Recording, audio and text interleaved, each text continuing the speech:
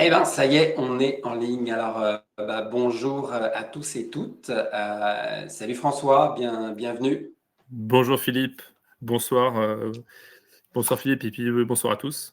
Ouais, c'est ça. Moi, je vais dire bonjour parce que je suis au Québec et puis toi, tu vas dire bonsoir parce que tu es en France. Donc, c'est Tout à fait. correct. Donc, si vous m'écoutez et que parfois je vous dis une belle journée, bah, sachez que moi, c'est encore le début d'après-midi. Alors, très heureux de participer à cette conférence sur l'intelligence artificielle dans le domaine du recrutement. Donc, on fait cette conférence dans le cadre du salon Paris pour l'emploi qui aura lieu dans un peu plus d'une semaine, 10 jours, sur la place de la Concorde le jeudi 6 et le vendredi 7 novembre. Et aujourd'hui, je vais avoir la chance d'échanger avec François. Donc François, je te présente rapidement. Donc François Charpentier, vous retrouverez ses coordonnées aussi dans la présentation. Donc toi, tu étais freelance, tu es à ton compte, tu accompagnes les entreprises dans des stratégies de growth hacking. Donc, tu pourras peut-être nous expliquer vite fait ce que c'est que le growth hacking. Nous, ça fait quelques années qu'on se connaît, qu'on travaille. Tu m'as souvent emmené dans d'autres mondes à m'expliquer des stratégies. Aujourd'hui, tu travailles beaucoup sur l'automatisation. Et puis, forcément, l'IA est arrivée, elle aussi, pour te soutenir et en tout cas pour nous aider dans nos démarches de tout ce qui est pratique d'attraction de talent, de sourcing. François, est-ce que j'ai tout dit sur toi? Est-ce qu'il y a des choses à rajouter? Non, non, non, c'est plutôt exhaustif, merci, j'ai pris note Ok, c'est correct. pour la prochaine présentation, merci. Alors, moi, je me présente assez rapidement. Donc, Philippe Vincent, moi, je suis le fondateur de la plateforme MoveJob. Alors, MoveJob, en fait, c'est une plateforme pour le recrutement international. Alors, nous, moi, je suis basé à Québec, comme je disais tout à l'heure, et puis on intervient sur la mobilité des francophones dans le monde. Donc, aussi bien des gens qui veulent venir travailler au Québec que des Québécois qui veulent aller en France, en Suisse, en Belgique, et ainsi de suite. Ça peut être aussi des gens de Madagascar qui veulent aller travailler en Suisse, en Belgique. En fait, tout le monde francophone, en fait, peut utiliser la plateforme. Puis nous, on a une approche un peu différente, on en parlera tout à l'heure, parce que justement, on s'est souvent posé la question, est-ce qu'on met de l'intelligence artificielle dans notre plateforme ou pas? Puis, je garde un peu de suspense, on verra ce qu'on fait avec ça. Alors, pour commencer, François, je vais donner tout de suite la parole sur l'IA. Ça a commencé il y a combien de temps dans le domaine du recrutement? Parce que l'IA, on ne se mentira pas, il y a encore 2-3 ans, on pensait que c'était juste fait pour de l'élite. Puis aujourd'hui, on est beaucoup à utiliser des outils comme ChatGPT ou Gemini et autres. Selon toi, l'IA, c'est arrivé quand dans le domaine du recrutement? Oui, effectivement, c'est une très bonne question parce que l'IA, ça fait déjà plusieurs années, effectivement, que c'est utilisé, mais par des gens techniques, par des data scientists. Et effectivement, grâce à l'arrivée du no-code et des différentes solutions aujourd'hui qui nous permettent à nous, je dirais, les non techniques de maîtriser un petit peu ces super pouvoirs de l'intelligence artificielle, je dirais que c'est arrivé en fait en plusieurs phases. C'est-à-dire que c'est pas arrivé d'un coup, et ça a commencé pour moi déjà avec l'arrivée des ATS. Donc tous ces logiciels qui nous permettent un petit peu, à l'instar des commerciaux avec les CRM, de gérer tous nos recrutements, toutes les pipelines avec nos candidats. Et en fait, c'est là-dedans qu'on a déjà commencé à automatiser les premières choses et à mettre les premières briques un petit peu d'intelligence artificielle, notamment avec le tri des CV, avec le scoring, la qualification, les tests. Et puis effectivement, comme tu l'as très bien indiqué, en 2020-2021, il y a eu vraiment une arrivée fracassante sur le marché. Bon, je vous passe l'historique, je pense que personne n'est passé à côté de ChatGPT et toute la suite, donc Mistral, Claude et compagnie. Et donc effectivement, c'est l'arrivée de l'IA générative qui a permis effectivement d'encore plus faciliter l'accès à ces technologies-là. Puis on en reparlera évidemment un peu plus tard, effectivement, dans notre échange, de différents cas pratiques liés directement effectivement au recrutement. Et ces outils deviennent de plus en plus intuitifs, de plus en plus simples à utiliser par, je dirais, le commun des mortels. Et donc, du coup, je vais te renvoyer la balle, Philippe, en te posant la question, selon toi, est-ce que c'est plus un effet de mode ou plutôt un virage, je dirais, durable qui va même potentiellement s'accentuer avec les années qui arrivent? Alors, on ne peut pas dire que ça soit une mode. C'est tout sauf une mode, ça c'est clair. On est complètement d'accord là-dessus. Alors maintenant, je pense qu'aujourd'hui, l'IA est en train de prendre une place énorme. J'irais même trop grosse.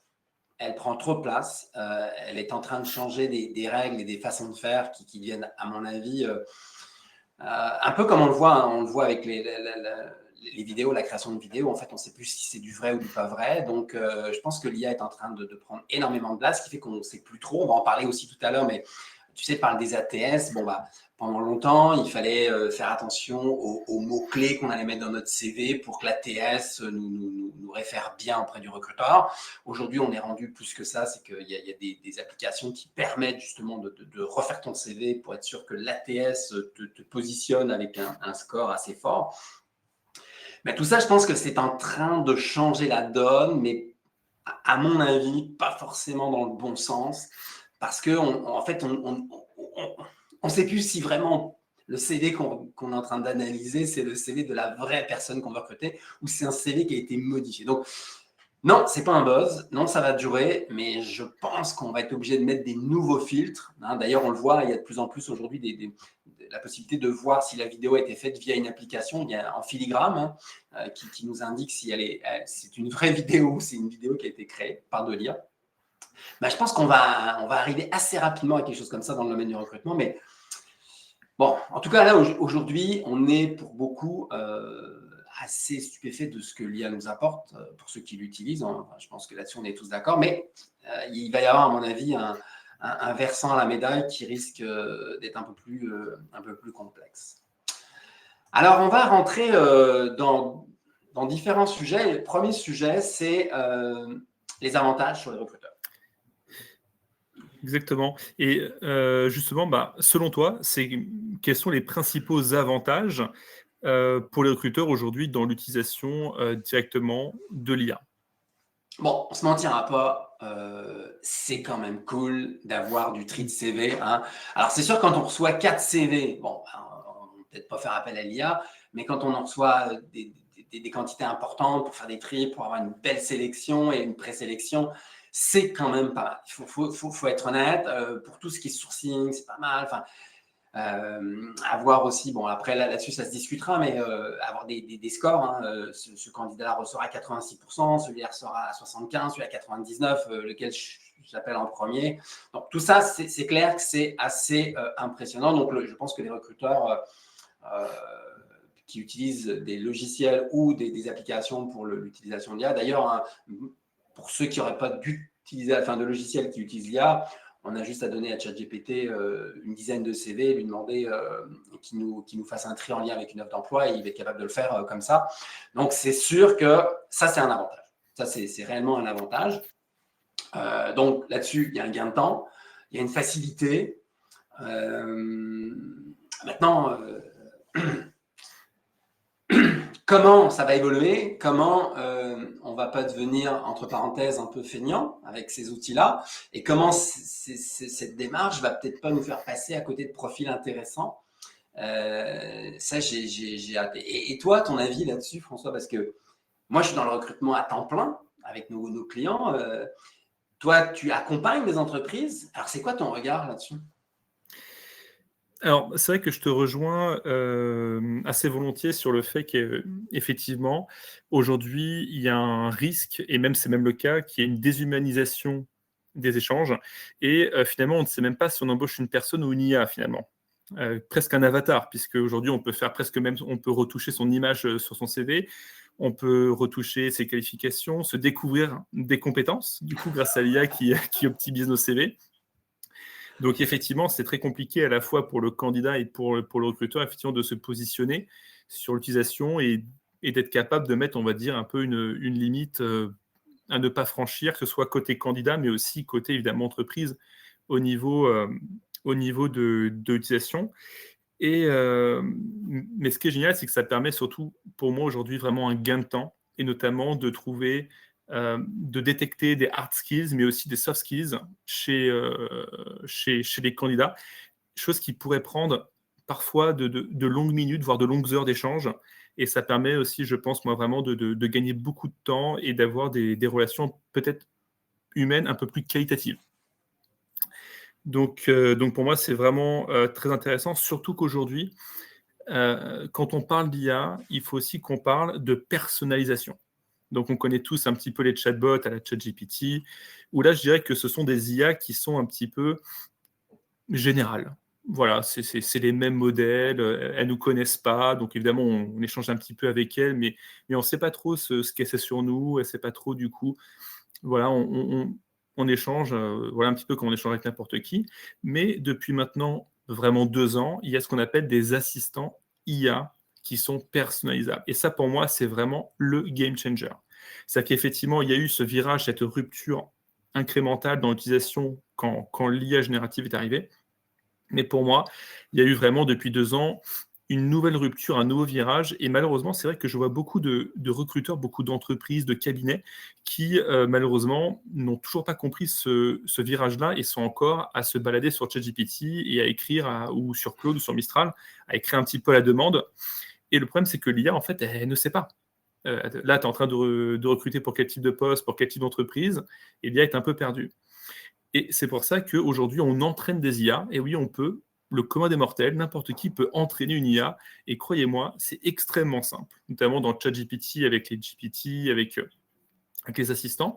Et en fait, il suffit juste, une fois, de lui indiquer ce qu'on veut faire, les tâches qu'on veut faire, qui on est, pour qui on recrute, quel type de profil on recrute, quel type de test on veut avoir, à leur faire à passer, par exemple, quelles sont les choses qui nous intéressent chez les candidats, même donner des informations sur notre entreprise, avoir énormément de choses.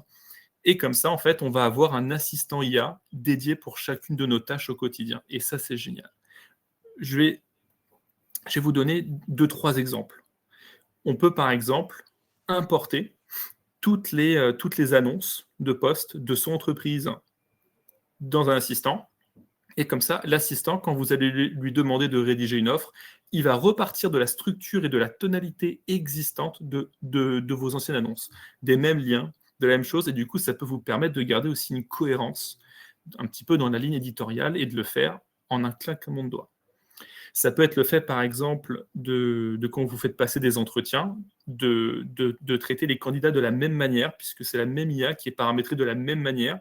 Donc là, vous êtes sûr, on va dire, d'éviter, on va dire, un maximum de biais.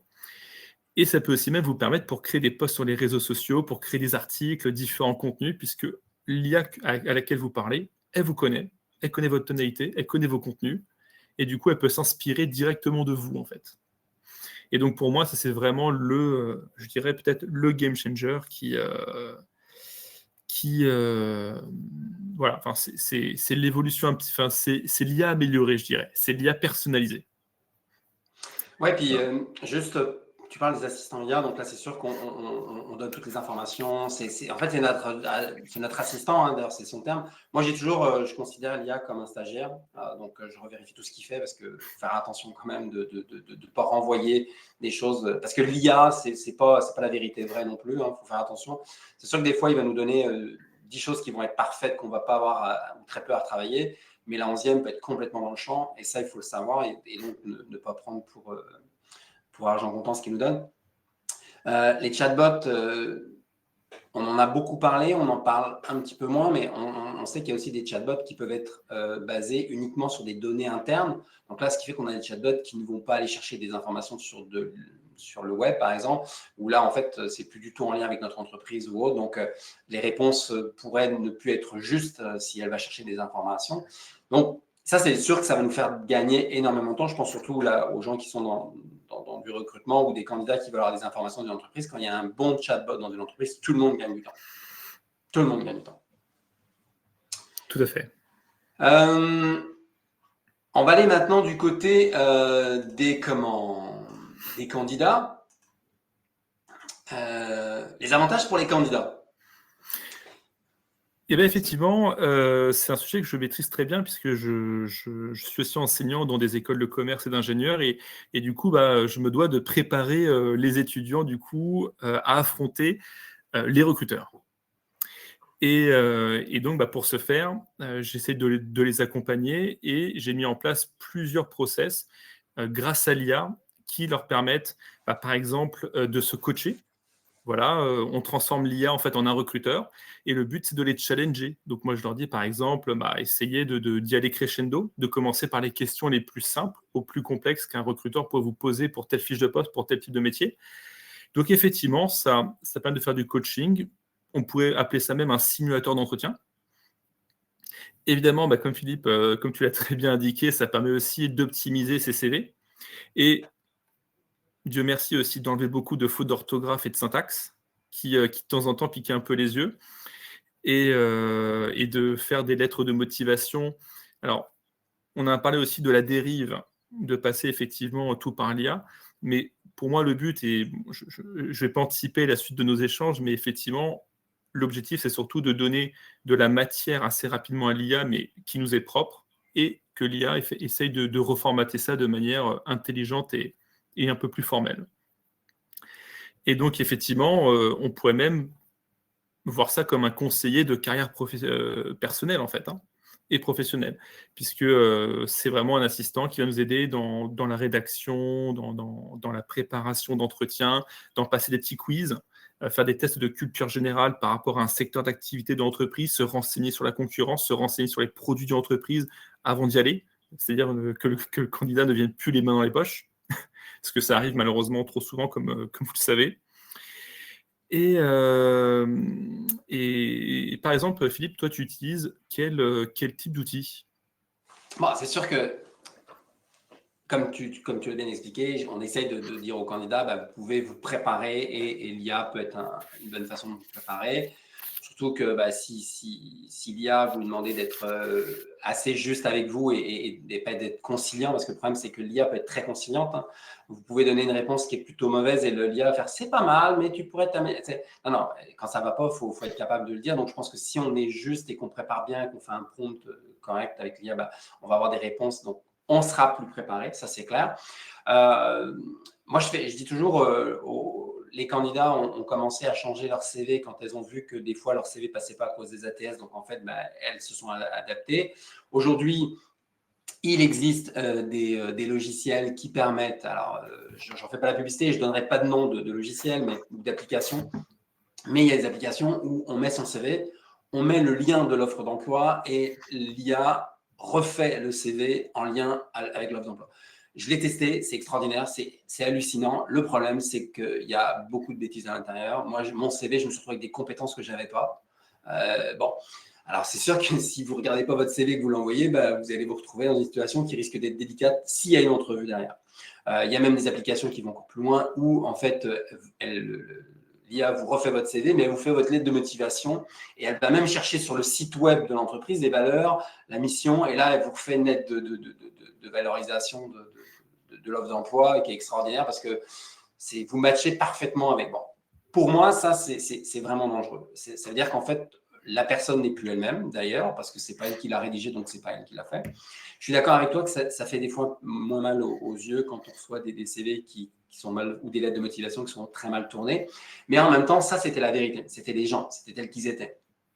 Aujourd'hui, si on fait trop confiance à l'IA, en fait, globalement, on va se retrouver avec des gens qui seront parfaits. Sur le papier, ils seront parfaits, mais ils ne seront pas eux-mêmes. Et ce qu'on veut, je pense, dans les entreprises, c'est quand même des gens qui sont tels qu'ils nous ont été présentés. Comme l'entreprise, hein, il y a des entreprises, parce que si je fais un complément de l'autre côté, il y a des entreprises qui travaillent sur leur marque employeur, qui ont une marque employeur qui est extraordinaire, jusqu'à ce qu'on mette les pieds dans l'entreprise et qu'on se rende compte que c'est peut-être pas aussi beau que ce qu'on nous avait dit. Mais là, c'est exactement la même chose. Donc, nous, quand on a dû, chez MoveJob, prendre la décision, on n'a pas mis d'IA dans notre plateforme. Nous, c'est un système de matching. Donc, nous, on est plus proche d'un site de rencontre que d'une plateforme de recrutement. Nous, c'est un algorithme et ce n'est pas de l'IA. La différence entre les deux, c'est que l'IA, il apprend lui-même et il évolue et il change les choses. Alors que l'algorithme, tant que les critères sont ceux-ci, ils restent les mêmes. L'algorithme ne se change pas de lui-même. Alors que l'IA, et pour ceux qui utilisent l'intelligence artificielle, comme ChatGPT, Claude ou autre, vous vous rendez compte que des fois, vous posez une fois une question, une deuxième, troisième, puis arrivé à la quatrième fois que vous faites de la surenchère de questions, là, il est dans le champ, il répond à côté. Parce qu'en fait, il y a un moment, il y a trop d'informations, il ne sait plus où aller.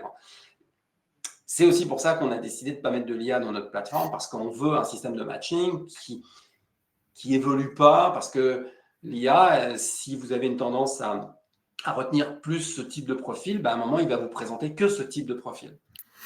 Et ça, c'est un problème. Et ça, c'est des choses que… Puis, c'est pas que les recruteurs vont pas vouloir être très ouverts à plein de profils, c'est juste qu'à un moment, l'IA va vous faire une présélection sans que vous vous rendiez compte qu'elle a modifié les règles.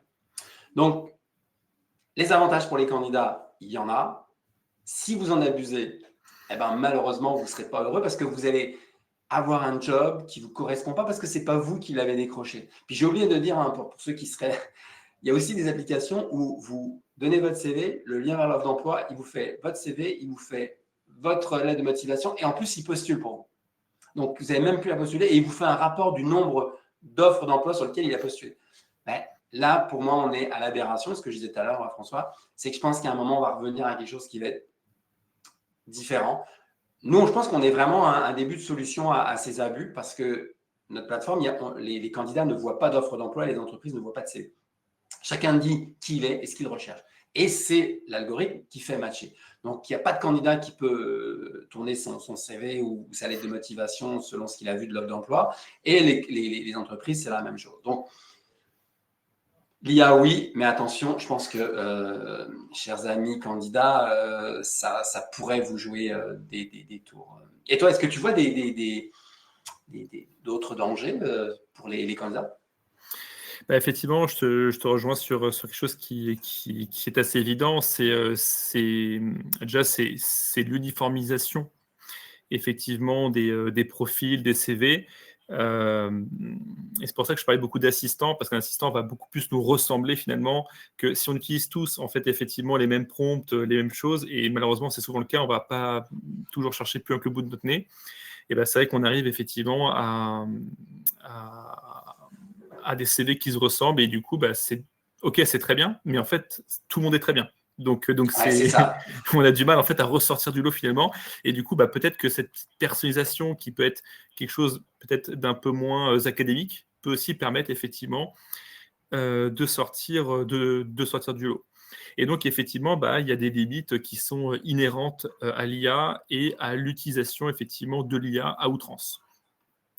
Et justement bah, pour rebondir sur ces limites, justement, bah, toi Philippe qui a fait le choix de ne pas de faire entrer directement l'IA dans MoveJob. Est-ce que tu penses que les algorithmes aujourd'hui, des différents modèles, peuvent comporter par exemple des biais et comme tu l'as dit, par exemple, est-ce que ces biais ne sont pas même nous qui les incorporons, puisqu'en fait, il essaie de nous faire plaisir. Il essaie de nous faire plaisir, c'est de rentrer un peu dans notre jeu. On l'a vu avec ChatGPT, hein, on peut lui dire, bah, écoute, qui a gagné la Coupe du Monde en 2018 c'est la France. Non, c'est le Portugal. Et si on insiste beaucoup, l'IA peut aller dans l'autre sens Exact. pour nous faire plaisir. Exact. Donc effectivement. Et donc est-ce que toi, tu vois par exemple d'autres biais inhérents en fait à ces algorithmes? Parce qu'en fait, intrinsèquement, il n'y a pas d'intelligence concrète. Hein. Il n'y a pas Non. d'IA lourde. Hein. C'est des IA légères. Et donc du coup, ce sont ni plus ni moins que des algorithmes qui travaillent effectivement sur des modèles. Donc est-ce que toi, tu as pu percevoir différents biais? En fait, oui, ce que nous, on voit, c'est des candidatures parfaites. Genre, et je te dis, je parlais de ma candidature quand je me suis amusé avec une IA, avec une plateforme. C'était extraordinaire. C'était extraordinaire. Il a quand même fallu que je le lise 2-3 fois mon CV, en sachant que j'avais fait une extraction de mon CV, parce que j'en ai plus depuis longtemps, et depuis LinkedIn, je lui ai donné, il a été bonifié ça. Et oui, il m'a fallu quand même 2 lectures pour comprendre qu'est-ce qu'il avait ajouté que je n'avais pas comme compétence. Et là, je fais, ah oui, mais ça, où est-ce qu'il a trouvé ça? Mais je n'ai pas cette compétence-là. Et je pense que ça, c'est le principe de vouloir rentrer absolument dans le moule de l'offre d'emploi. Et c'est là où on va… Et puis, tout à l'heure, on parlait davantage de gain de temps. Donc, tant que la relation candidat avec l'IA était saine, c'est-à-dire qu'il demandait de réviser les fautes d'orthographe, les tournures de phrases, des choses comme ça. Jusque-là, pour moi, c'est ce que j'appelle quelque chose de sain. De peut-être lui dire, bah, tiens, tu as oublié de marquer ça comme compétence, c'est quelque chose qu'on retrouve dans l'offre d'emploi, alors que tu l'as, cette compétence-là. Tout ça, je trouve ça plutôt sain. Quand on arrive à quelque chose qui est, on va dire, commence à devenir arrangé, hein, c'est-à-dire que là, on n'est plus qui on est, mais on répond à un besoin. Mais là, en fait, ça veut dire que les recruteurs vont passer beaucoup plus de temps en entrevue directe. Et donc, ce qu'on gagnait comme temps au tri des CV, on va le perdre 2 fois, 3 fois dans des entrevues pour s'assurer que la personne qu'on est en train d'auditer là, ou d'auditionner, bah, elle répond vraiment aux questions qu'on a que l'on a et aux compétences qu'on recherche. Donc, ouais, ça, je pense que c'est quelque chose qu'on va rencontrer. Donc, d'ailleurs, hein, il y a plusieurs applications qui le disent dès leur première page quand tu arrives sur leur site. C'est nous, grâce à nous, on va passer tous les filtres des ATS des grandes compagnies et on va vous emmener votre CV en première ligne, quoi. Un peu comme du SEO pour un site web. C'est exactement ça. Mais est-ce que c'est ça qu'on veut? Est-ce que les recruteurs veulent ça? Je ne sais pas, il y en a qui sont sûrement à nous écouter. On aura peut-être des questions tout à l'heure à la fin, mais en tout cas, moi, en tant que quand j'accompagne les entreprises ou que je coach des candidats, c'est sûr que c'est pas ça que je veux. Ça, c'est clair. Donc là, on a parlé des risques pour les recruteurs. Selon toi, c'est quoi les risques aussi pour les candidats? Alors, effectivement, il y a des risques pour les candidats qui en fait sont presque à l'opposé les mêmes que pour les recruteurs. C'est qu'en fait, qu'on finisse par une machine qui parle à une machine, en fait. Et donc, de la même manière, c'est déjà que les candidats aient des retours suite à leur entretien et à leur échange avec les entreprises qui soient générés par une IA. Et donc, effectivement, c'est vrai que ça pose vraiment un vrai problème pour moi éthique et déontologique, puisque quand quelqu'un se donne la peine, effectivement, de se renseigner sur l'entreprise, sur le cabinet, sur le job, sur plein de choses, et qu'il reçoit un petit email ultra bateau qui peut même en plus comporter des fautes. Moi, je l'ai vu, même des fautes dans les variables, hein, variables prénoms, tout ça.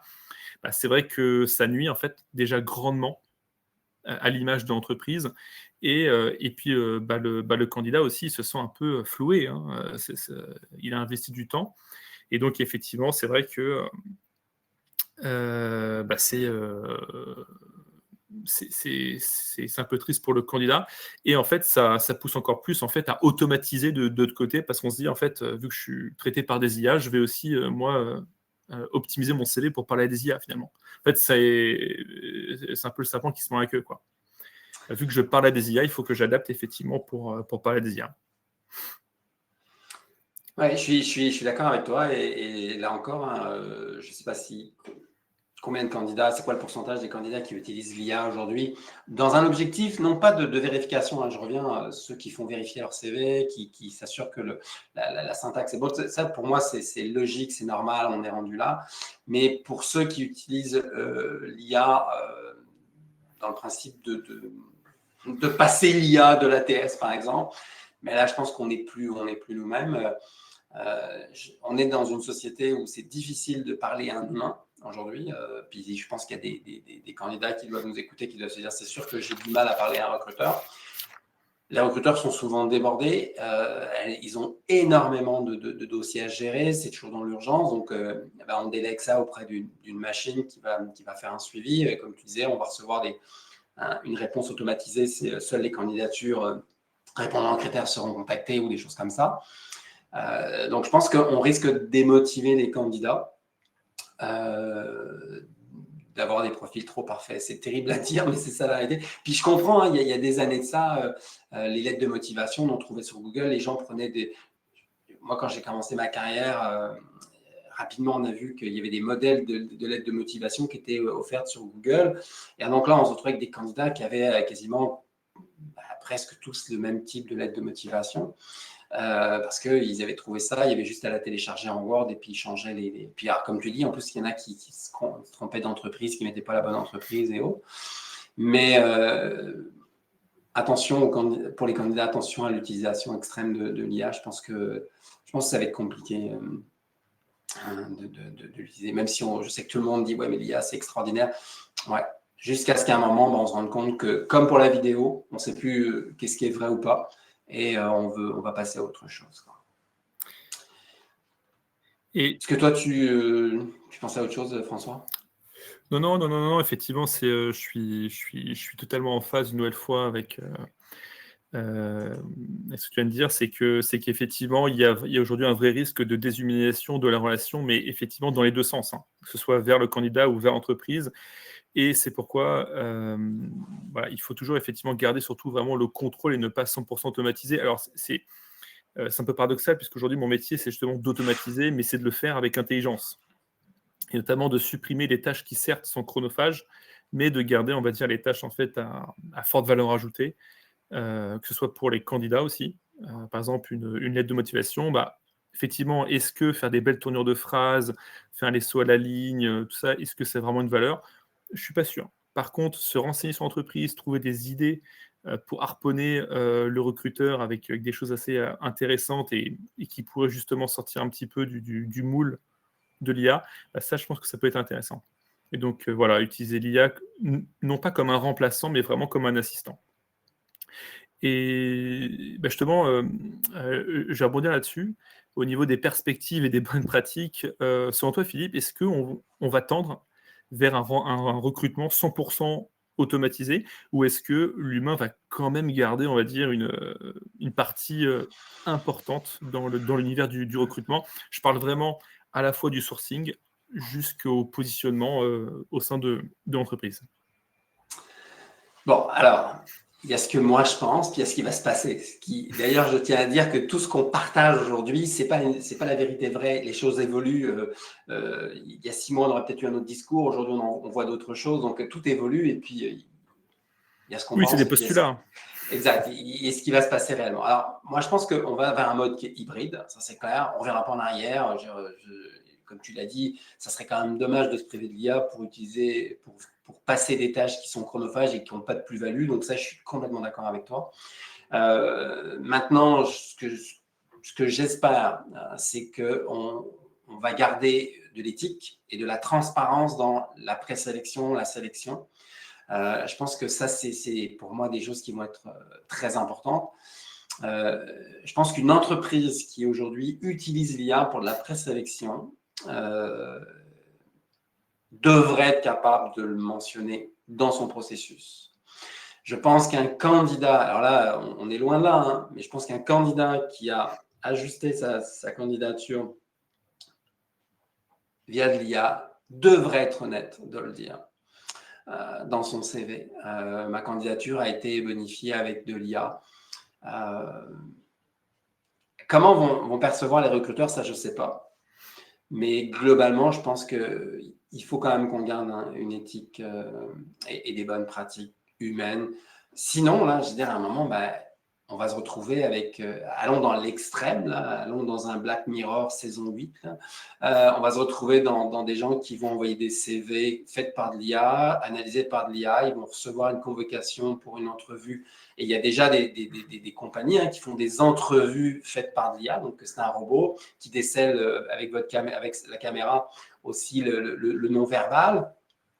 Et là, on va nous dire à la fin, vous êtes retenu, vous n'êtes pas retenu, et vous commencez tel jour, et voilà. Déjà, peut-être que ceux qui m'écoutent vont se dire, non, mais c'est de la science-fiction qui nous donne, mais si on revient ne serait-ce que 5 ans en arrière, la discussion qu'on a aujourd'hui, avec les outils qui existent aujourd'hui, on nous aurait dit c'est de la science-fiction.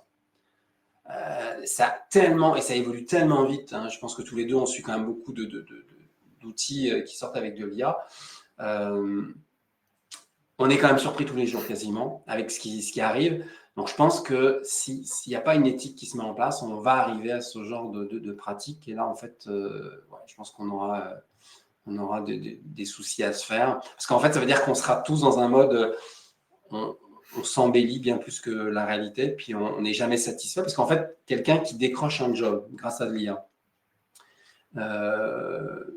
puis globalement, c'est pas vraiment ce qu'il voulait faire, mais que l'IA l'a aidé à avoir son job, en fait, il se piège lui-même, puis il piège le recruteur, puis le recruteur, il recommence à zéro. Donc, moi, je pense qu'on va vraiment aller sur quelque chose d'hybride et quelque chose qui va être peut-être, enfin, j'espère, plus éthique et transparent que ça pourrait devenir. Puis toi, c'est quoi ton regard par rapport à ça? Alors, moi, je suis totalement d'accord sur le côté éthique et déontologique, effectivement, au niveau à la fois des entreprises, mais aussi des candidats qui doivent aussi avoir effectivement une transparence sur la question de l'IA. Mais j'espère aussi que les institutions législatives vont aussi faire leur travail en forçant, en fait, comme ça a été pour la pub, quand une image est retouchée, on doit l'indiquer. Effectivement, de forcer les candidats à indiquer j'ai retouché par l'IA ou les entreprises à utiliser l'IA, comme ça, au moins, effectivement, on sait effectivement quand quelqu'un utilisait ou non l'IA, et ça permet effectivement de savoir un peu sur quel pied danser, je dirais. Donc, parce qu'aujourd'hui, j'ai fait le test en septembre, j'ai eu envie de m'embaucher.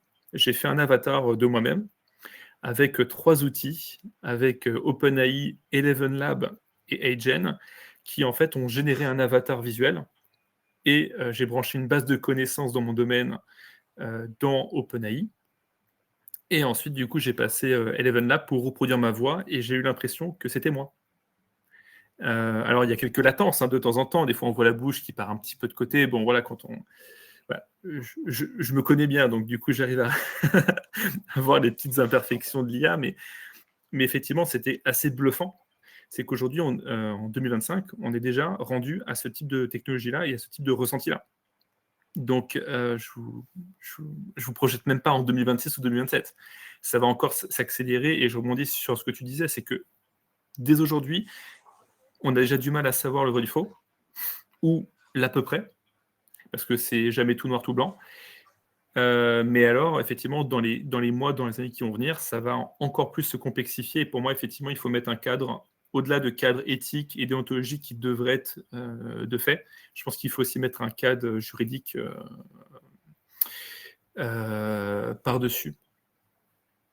Puis oui, cadre juridique, c'est une chose, et puis aussi une éthique de l'entreprise. Je pense que l'entreprise devra, elle aussi, déterminer et afficher pour les candidats comment elle traite les candidatures.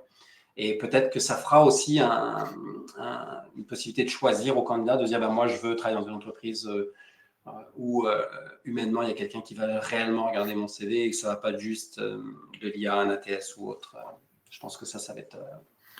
Voilà, dans les bonnes pratiques, il y a encore beaucoup de choses à faire, puis c'est normal, on se mentira pas. On est au début, ça va vite, donc il y a beaucoup de choses à créer. Je pense que toi et moi, on est d'accord sur une chose, c'est que l'IA aujourd'hui, il faut que tous les recruteurs soient formés à l'IA. Il faut que les entreprises investissent dans la formation, parce que je pense que si on maîtrise les outils, on va être plus à l'aise pour mieux les comprendre et mieux les utiliser. Les candidats, j'espère que c'est la même chose. J'espère qu'ils vont prendre le temps de les comprendre, les utiliser. Puis, en utilisant, c'est là où on voit aussi peut-être les dérives possibles de l'IA par rapport à ça. Allez, si on se projette dans les années à venir, dans 10 ans, François, on est où avec ça? Comme tu le disais tout à l'heure, on sera dans du recrutement prédictif pour moi, effectivement. Par contre, le positionnement de l'humain, de l'IA, malheureusement, je n'ai pas de boule de cristal, donc très compliqué de se projeter.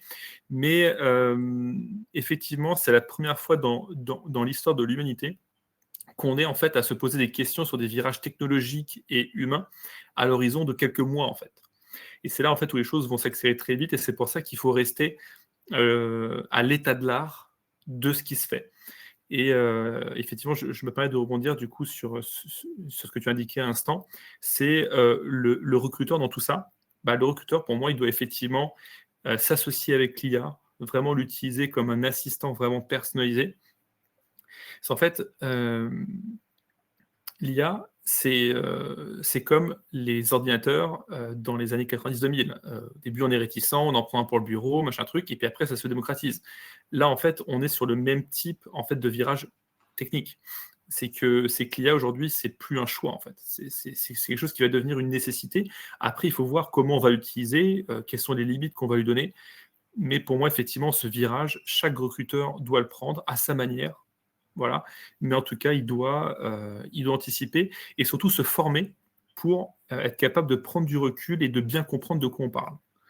Parce que ce qu'on se fait aussi beaucoup aussi je dirais d'idées reçues par rapport à l'IA et son utilisation.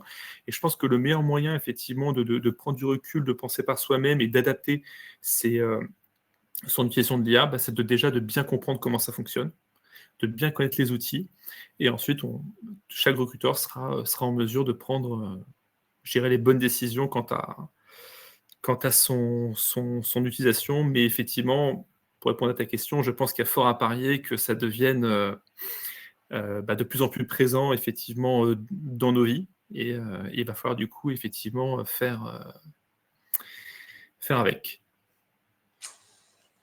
Exact, exact. Moi, ce que je dis, c'est qu'aujourd'hui, à regarder dans 10 ans, là, à la vitesse où ça va aujourd'hui. Puis là, François, tu peux me challenger. Puis ceux qui nous écoutent pourront aussi vous en avoir. Il y a quand même plusieurs sommités dans le domaine de l'intelligence artificielle qui ont commencé à dire, dans quelques années, si vous n'êtes pas fait greffer une puce dans le cerveau, vous serez inadéquat. C'est-à-dire qu'en fait, il y a des gens qui travailleront plus vite que vous, qui seront plus informés que vous, qui iront beaucoup plus vite, et on voudra ces gens-là. Quand on dit ça en 2025, les gens doivent se dire, ben là, je ne sais pas ce qu'il fume, lui, mais ça peut paraître très, très futuriste. Mais quand même, il y a plusieurs sommités dans le domaine de l'IA qui le disent. À un moment, il faudra se poser la question, si on veut être plus performant, si on veut être plus efficace, si on veut savoir plus de choses, il faudra peut-être se faire greffer une puce dans le cerveau. Et les premières opérations de Neuralink ont fonctionné d'ailleurs. Hein, donc effectivement, le transhumanisme, c'est pas pour demain, c'est pour aujourd'hui. Donc, alors là, pour l'instant, on est sur de l'expérience. On est sur de ouais. l'expérience. Mais ce que je veux juste amener, c'est que il y a 5 ans, il y a 10 ans, il y a rien que 5 ans, là, on aurait dit ce que l'IA allait être capable de faire aujourd'hui. Là. En 2020, on aurait dit l'IA, les gens auraient dit non, c'est n'importe quoi, ça n'a pas de sens. Ça. Là, je parle de ça. Peut-être qu'il y en a qui m'écoutent et qui disent ça n'a pas de sens ce qui se dit. J'espère me tromper, mais je pense qu'on va aller vers quelque chose qui va être... On va se rapprocher des films les plus avant-gardistes de certains réalisateurs de cinéma dans le fantastique. Là, je pense qu'on va s'en approcher. Et je ne sais pas dans quelle limite, mais tout ça ne va pas chambouler aussi le monde du travail. Je ne sais pas. Je sais pas. Avant, on disait, pour apprendre des choses, il faut de l'expérience. Est-ce que demain, on pourra se télécharger l'expérience? Je ne sais pas. Si j'ouvre des questions. En tout cas, on voit déjà l'impact de l'IA aujourd'hui. Hein. L'IA nous apporte énormément de belles choses, mais il y a aussi des postes qui vont être amenés à disparaître, hein, à être supprimés. Hein. Genre, c'est une réalité. C'est déjà une réalité. Bon, dans quelle limite demain on n'aura pas des super employés qui seront super productifs via des puces greffées dans la tête. Enfin, voilà. J'ouvre le débat, la réflexion à voir par rapport à ça. Alors, je pense qu'on est pas mal dans notre timing. Il est quoi? Il est 13h43. Donc là, je parle de l'heure au Québec. Donc, ça fait 45 minutes qu'on a démarré. On va peut-être arriver aux questions. Alors, je ne sais pas si on peut ouvrir les questions, s'il y a des questions, si vous en avez ou pas. Alors, je ne sais pas, je regarde comment ça fonctionne. Est-ce qu'on peut accéder à des questions? Si vous en avez. Alors, je vois qu'il y a des participants. Je regarde, est-ce qu'il y a des questions qui sont mises?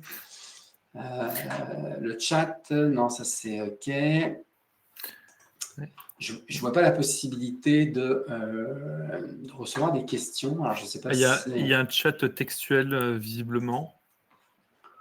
Ouais, mais c'est là plutôt pour les modérateurs. Alors, je ne sais pas. Je ne sais pas si Mathieu est là avec nous, s'il peut nous aider ou pas. Parce que j'aurais bien voulu avoir des questions des participants. Alors, Mathieu. Oui, je suis là. Non, effectivement, je vois qu'il n'y a pas de questions des participants pour l'instant. Non, il n'y a pas de questions. Alors, si tu vois des questions, Mathieu, n'hésite pas à nous les partager. On est vraiment ouvert à ça. Si vous avez les moindres questions, si vous avez aussi des commentaires à nous faire, si vous utilisez des outils et que vous dites waouh, ça a été extraordinaire, ou justement, vous aussi, vous vous dites dans quelle limite les outils que j'utilise vont pas à un moment ou à un autre jouer contre moi. Ça, je ne sais pas trop. Oui, si vous voulez effectivement peut-être des cas pratiques ou des idées, effectivement, enfin la moindre chose qui vous passe par la tête, effectivement, n'hésitez pas à nous la partager, notamment si vous connaissez des outils que vous utilisez qui sont pertinents, ou si vous justement vous recherchez des outils qui peuvent l'être. On peut aussi vous faire partager un petit peu notre trousse à outils avec Philippe. Ouais, c'est ça. en sachant qu'on n'a pas d'action, on n'est pas actionnaire des outils, on vous les Tout à fait. donne, on vous les partage, on n'est pas sponsorisé par ces Il n'y gens-là, nous aura on pas de les code promo utilise. malheureusement Ouais, ce c'est soir, ça. effectivement. Donc, on veut bien vous partager ça. Donc, en attendant, s'il y a des questions, comme il nous reste un petit peu de temps, j'ai envie de dire, allons un peu sur une sorte de conclusion.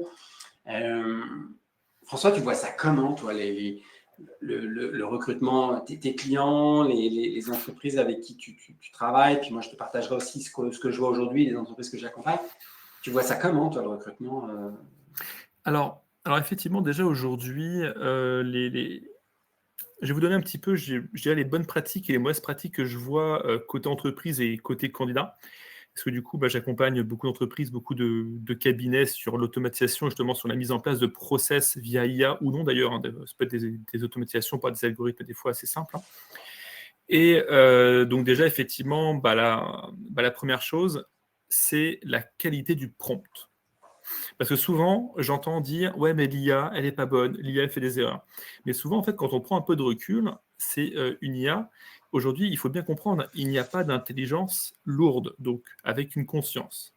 Donc effectivement, on parle à quelque chose d'assez léger et du coup d'assez sensible.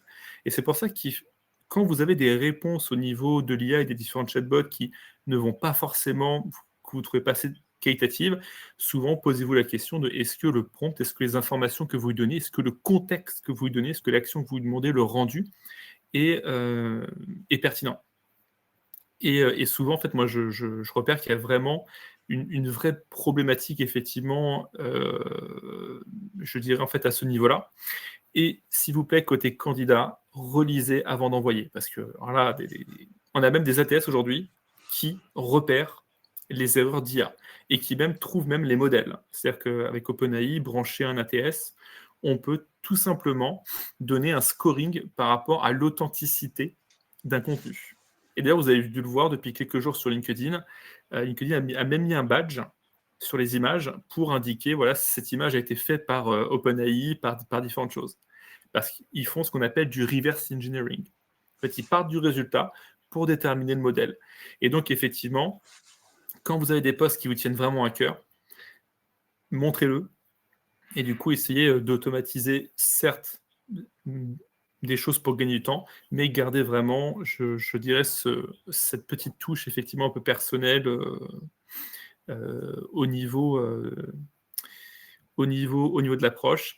Et puis, effectivement, au niveau, je parle plutôt côté recruteur, je dirais que pour moi, l'enjeu, c'est de rester une nouvelle fois à l'état de l'art, donc de poursuivre cette montée en compétences, de vous abonner à des figures emblématiques de l'IA et du conseil, un peu comme Philippe d'ailleurs. Merci. Non, effectivement, parce que c'est important, les mises à jour vont très vite, les modèles vont très vite. Alors, je ne vous demande pas de vous transformer en geek et de suivre toutes les conférences d'OpenAI toutes les semaines, hein. Mais effectivement, voilà, de suivre quelques influenceurs dans ce domaine-là qui vous partageront effectivement quelques bonnes pratiques, parce que ça va très vite. Et en fait, de réfléchir à toute votre pipeline de recrutement et de vous dire à quelle étape précisément, en fait, de décortiquer toutes les actions de recrutement et de vous dire lesquelles je dois garder, lesquelles je peux automatiser. Et en fait, de réfléchir plus comme ça, plutôt que de se dire je vais chercher un outil et voir ce qu'il me propose. C'est plutôt de se dire qu'est-ce que je peux automatiser aujourd'hui dans mes process, qu'est-ce que je veux garder. Et ensuite, en fonction de l'action que vous souhaitez automatiser, vous allez chercher les outils qui vous permettront effectivement de le faire. Voilà. Merci François, je pense que c'est des très très bons conseils pour les deux parties. Et je pense qu'on va aller sur de l'efficacité avec des conseils comme ça c'est clair. En fait, je pense que tu as vraiment dit l'essentiel. Moi, ce que je vais proposer aux candidats et aux entreprises, si vous voulez voir une approche qui est assez différente que justement de l'IA dans le recrutement, on a lancé une nouvelle plateforme qui n'ont pas MoveJob est une plateforme pour le recrutement à l'international des francophones. Donc ça, si vous n'avez pas le projet d'immigrer dans un autre pays francophone, ça n'a pas vraiment d'intérêt pour vous. Par contre, je vous conseille d'essayer la plateforme emploidisponible.com, donc emploi avec un S, disponible avec un S.com, où l'approche est très proche de celle de MoveJob, où en fait, c'est vraiment un algorithme de compétences qui va vous matcher. Vous allez pouvoir rajouter, vous pouvez être un boulanger, savoir faire de la cuisine fine et maîtriser ChatGPT. En fait, il n'y a pas de modèle. En fait, on ne vous met pas un moule dans lequel il faut absolument entrer. Vous allez pouvoir dire qui vous êtes, où est-ce que vous cherchez un emploi, la proximité, le type d'environnement dans lequel vous voulez. Et là, en fait, il n'y a pas d'offre d'emploi. Là encore, c'est le système de matching. Vous dites, je suis à Paris, je suis à Québec, je suis à Montréal, je suis là, où vous voulez. Voilà mon profil, voilà mon expertise. Et les recruteurs qui vont avoir des compétences très proches de ce que vous proposez, qui recherchent ces compétences-là, vous allez matcher avec. Et donc, vous ne perdez pas votre temps, vous êtes directement en contact avec eux. Et pourquoi on a développé ça? Justement, pour essayer de contourner le principe où on va avoir des profils qui vont être trop parfaits. Dans les prochaines années, ça va vraiment être trop parfait. Et moi, aujourd'hui, en tant que recruteur, ben, ça me fatigue de voir Parce que quand je prends le temps de regarder, il y a une certaine incohérence quelque part qui se fait dans le CV, même s'il a été fait avec de l'IA. Je comprends qu'il y a quelque chose qui ne marche pas. Puis, aujourd'hui, je pense qu'on n'est pas encore usé avec l'utilisation de l'IA par les candidats qui abuseraient de ça, mais demain, ça va venir. Et en fait, malheureusement, on ne regardera plus certains CV. Donc, je reviens à ce que disait François, soyez vous-même, restez vous-même. Votre CV, on veut qu'il soit bon, mais on ne veut pas qu'il soit parfait. Votre parcours, de toute façon, on est tous avec des parcours de plus en plus atypiques, donc laissez l'atypique faire sa différence. Par contre, faites une lettre de motivation que vous avez vraiment. Alors, vous pouvez vous faire aider, mais il faut quand même qu'elle soit avec votre couleur. Il faut que ça soit vous. Puis, on sait très bien que les recruteurs aujourd'hui, vous leur envoyez peut-être votre CV par courriel. Donc, ce qui fait qu'ils vont plutôt regarder votre courriel. Donc, en fait, votre lettre de motivation devient plus le courriel que vous allez approcher, vous allez envoyer. Mais restez vous-même. Je vous assure que tout le monde y gagne en tant que candidat et en tant que recruteur. Pour les recruteurs, oui, vous avez des outils, puis vous avez sûrement des fournisseurs d'ATS qui vous donnent de plus en plus d'outils extraordinaires, formidables et autres, où vous allez gagner du temps. Mais faites attention, c'est parce que si vous avez un outil, d'ailleurs, je pense qu'il faut juste reprendre ces 10 dernières années. On avait des outils avec des ATS qui nous permettaient de bien sélectionner les candidatures. Au début, ça marchait super bien. Aujourd'hui, ça marche un peu moins bien parce que les candidats ont compris qu'il fallait mettre des mots-clés à tel endroit pour que l'ATS retienne leur candidature. Donc, je pense qu'il faut vraiment faire attention à tout ça et puis espérer que tout le monde essaye de garder une certaine éthique dans qui je suis comme candidat et qui je suis comme recruteur et mes pratiques. Puis informer aussi les candidats de la méthodologie lorsqu'ils envoient leur CV dans votre entreprise. Qu'est-ce qui va se passer? Sous combien de temps? C'est quoi est-ce que leur candidature va être présélectionnée par une IA au départ ou est-ce que dès le départ, il y a un recruteur? Je pense que c'est important de le mentionner.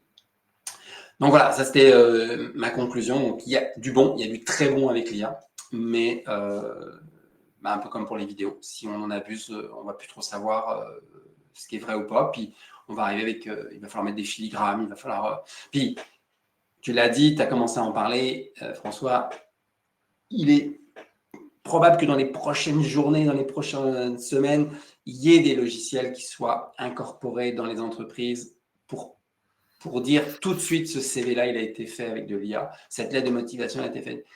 Et malheureusement, je pense que ça va déjouer ceux qui l'utiliseront trop et il n'y aura même pas de suite en fait, à l'entrevue. Parce que peut-être que dans quelques semaines, on pourra recevoir des réponses en tant que candidat. C'est malheureusement, on n'a pas pu retenir votre candidature parce qu'elle a été générée par l'IA. C'est quelque chose qui peut arriver, ça. Donc, pour les entreprises qui seraient les plus transparentes, il y en a peut-être qui ne voudront pas le faire, hein, qui vous diront juste que vous n'avez pas été retenu.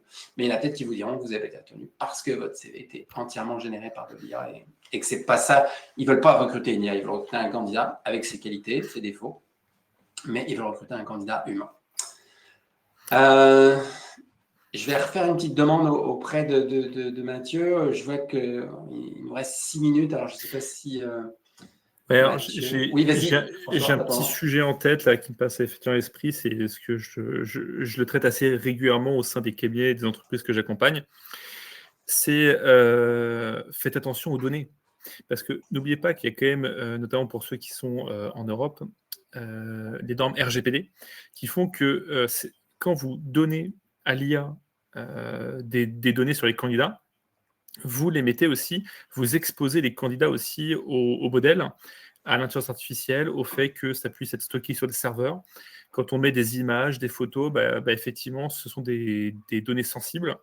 Et donc, renseignez-vous effectivement sur l'utilisation. Et notamment, il y a des modèles qui peuvent tourner sur vos propres serveurs, qui sont open source, comme Mistral, la licorne française, donc une IA, bon, même si maintenant ils ont beaucoup immigré aux États-Unis, mais voilà, ils gardent encore des racines françaises. Mais effectivement, il y a des utilisations de l'IA qui sont éthiques. C'est-à-dire que, par exemple, vous pouvez garder les données sensibles en interne et envoyer des identifiants en fait, à l'IA. Et en fait, les noms, prénoms, emails, les données sensibles de vos candidats vont rester chez vous. Et les modèles IA travailleront en fait sur des modèles, sur des données qui sont anonymisées. Et comme ça, vous aussi, ça peut vous permettre de vous sécuriser en cas de contrôle. En cas de contrôle de la CNIL ou d'un autre organisme aujourd'hui, qui pourrait dire effectivement à ce niveau-là, qu'est-ce que vous faites effectivement des données candidats. Et puis comme vous le savez, on a aussi des normes dans le recrutement, on ne peut pas garder les données pendant X temps.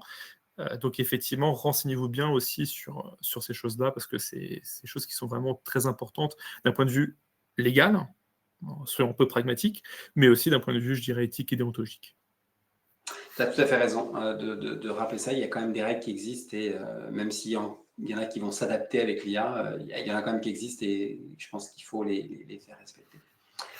Alors, je vois, il n'y a pas eu de questions. Mathieu est parvenu, donc je ne sais pas s'il n'y a peut-être pas de questions. En tout cas… Sinon, j'ai fait un petit check et il n'y a pas de questions. Bon, alors ça veut dire soit on a été très clair, soit justement on a été exhaustif. On a été clair et personne n'a rien compris. En tout cas, François, je tiens à te remercier de ton temps. On va faire passer la présentation, la vidéo. Je pense que Mathieu, auprès de Carrefour Pôle emploi, va envoyer ça à l'ensemble des candidats. Pour ceux qui sont à la recherche d'emploi, je rappelle que moi, je serai aussi en France donc, pour le Salon Paris pour l'emploi le 6 et le 7 novembre prochain. Et pour ceux qui seraient intéressés par un emploi à l'international, vous pouvez vous inscrire, c'est gratuit sur la plateforme movejob.com. Et pour ceux qui recherchent un emploi au niveau local, emploidisponible.com. Bonne journée à tous et on se revoit très, très bientôt sûrement sur un nouveau sujet. Encore merci François. Puis pour les entreprises, hein, vous avez besoin de quelqu'un pour vous faire accompagner en France. Prenez contact avec François, vous allez retrouver ses coordonnées. Il est sur LinkedIn, vous allez retrouver tout ça. Donc, ça lui fera plaisir de regarder avec vous qu'est-ce qu'il peut automatiser et qu'est-ce qu'il ne faut peut-être pas automatiser. Alors, bonne journée à tous. Bonne fin de journée à ceux qui sont en France. Merci Philippe. Salut. Merci Philippe pour cet échange. Et puis surtout, voilà, n'hésitez pas à revenir vers nous sur LinkedIn ou par email si jamais vous avez des questions résiduelles. Et puis du coup, bonne continuation. Merci. Et puis bonne soirée. Et bon succès à tous. Au revoir.